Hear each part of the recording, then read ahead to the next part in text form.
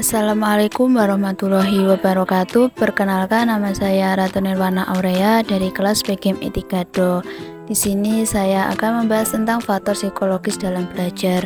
Topik pembahasannya yakni yang pertama pengertian belajar, 2 motivasi, 3 pengamatan, dan 4 perhatian. Untuk pembahasan yang pertama yaitu pengertian belajar. Menurut Winkel menjelaskan tentang pengertian belajar sebagai berikut. Belajar adalah suatu proses mental yang mengarah kepada penguasaan, pengetahuan, kecakapan atau skill, kebiasaan atau sikap yang semuanya diperoleh, disimpan dan dilaksanakan sehingga menimbulkan tingkah laku yang progresif dan adaptif. Belajar merupakan suatu usaha yang berupa kegiatan hingga terjadi perubahan tingkah laku yang relatif. Motivasi sendiri menurut para ahli psikologi mendefinisikan motivasi sebagai proses di dalam diri individu yang aktif, mendorong, memberikan arah, dan menjaga perilaku setiap saat. Motivasi juga diartikan sebagai pengaruh kebutuhan dan keinginan terhadap intensitas dan arah perilaku seseorang. Motivasi dari segi sumbernya, motivasi dibagi menjadi dua, yaitu motivasi intrinsik dan motivasi ekstrinsik. Motivasi intrinsik adalah semua faktor yang berasal dari dalam diri individu dan memberikan dorongan untuk melakukan sesuatu. Seperti seorang siswa yang gemar membaca, maka ia tidak perlu disuruh-suruh untuk membaca, karena membaca tidak hanya menjadi aktivitas kesenangannya, tapi bisa jadi juga telah menjadi kebutuhannya.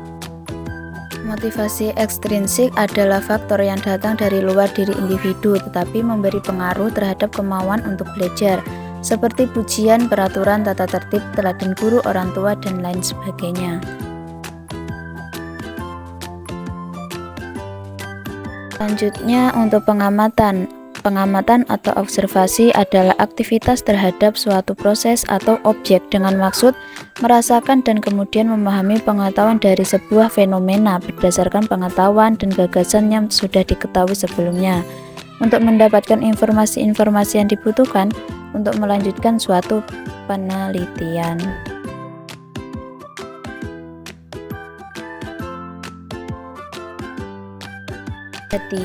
Perhatian merupakan pemusatan atau konsentrasi dari seluruh aktivitas individu yang ditujukan kepada sesuatu atau sekumpulan objek.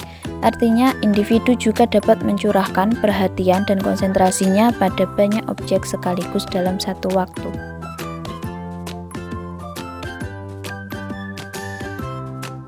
Adapun pengertian perhatian menurut para ahli, Sudarman menjelaskan pengertian dari perhatian. Perhatian adalah pemusatan energi psikis yang tertuju kepada suatu objek pelajaran atau dapat dikatakan sebagai banyak sedikitnya kesadaran yang menyertai aktivitas belajar.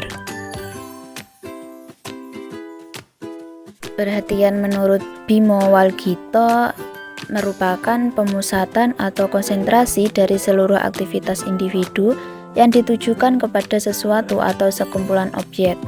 Seseorang yang sedang memperhatikan maka akan mencurahkan seluruh aktivitas dan konsentrasinya kepada benda tersebut serta mengabaikan objek yang lain yang dianggapnya tidak penting baginya.